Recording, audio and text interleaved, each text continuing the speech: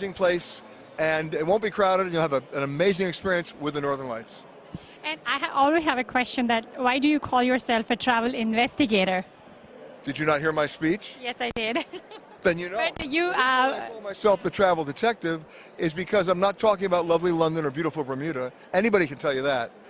The question is, while you're going to London and the airline lost your bag, or the hotel has no record of your reservation, or the cab driver took you for a 40-mile ride into town when it should have been 2, hopefully I've given you all the information ahead of time and the questions you need to ask and to whom, so that none of that stuff ever happens to you.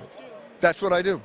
So this just happened because you experienced something, or you just planned it to go that way? No. I've been traveling as a news correspondent all my professional life. I travel over 420,000 miles each year, so I better know how to do it. So that's how it started. Oh, okay. So, sir, what is your experience in the travel and this travel and adventure show? You know, how long have you been participating in this, and where all have you traveled with this? Well, I've done this show a number of years now. This year I think I'm doing all 8. This is the last of the 8. So last week we were in Denver, and then, Philadelphia last week, and then Denver before that. It's a great show because it gives people information. Even though people are here selling things, people have a chance to make intelligent choices. And they can actually gauge things against their own personal experience and against their own abilities. And anytime you have an information-driven show, count me in. That'll be a pleasure. We are in Indian. I'm an Indian internet radio. You know, mostly, we have talk shows, and I do a show myself. My girlfriend was from Hyderabad. Oh wow! Oh, okay. And she lives in Houston now. Oh wow! Well, I myself do a show which is based on cultural activities happening all over the India, because I'm from India, so I could relate it with the festivals and special festivals and fairs happening. Have you traveled to India, and what do you think about that? Now, if I just got finished telling you that my ex-girlfriend was from Hyderabad, do you think I've been to India? Absolutely. And Hyderabad. Yes, and I've been to many other places. The real problem with India is it's so big, and it's so massive. I can spend the rest of my life traveling through India, and I will still see this much of it.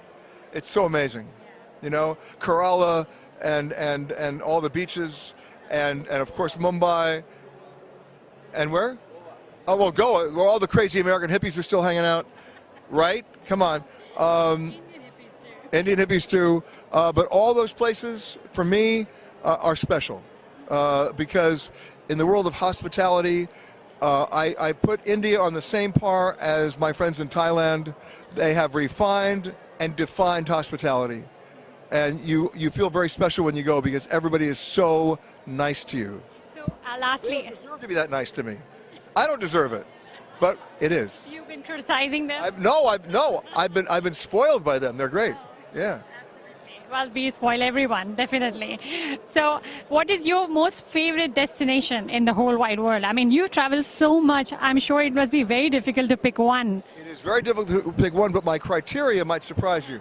My favorite place in the world, and I've got about 20 of them, is wherever I sleep the best. Because where you sleep the best, you think the best. Where you think the best, you create the best. Where you create the best, you love the best.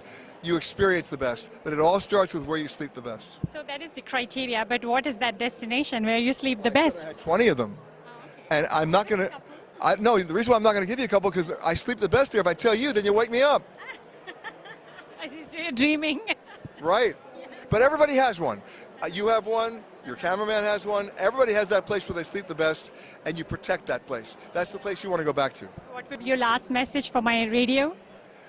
Well, my last message is the one 5-letter word that you should take out of your vocabulary when it comes to travel or anything else is later. Get rid of that word, because every time you use it in a sentence, you either don't do it as well, or even worse, you don't do it at all. Absolutely. So true. So. My name is Peter Greenberg, and you're listening to me on the fabulous radio Karishma. Thank you. That was awesome. Thank you so much, sir. Really pleasure meeting you.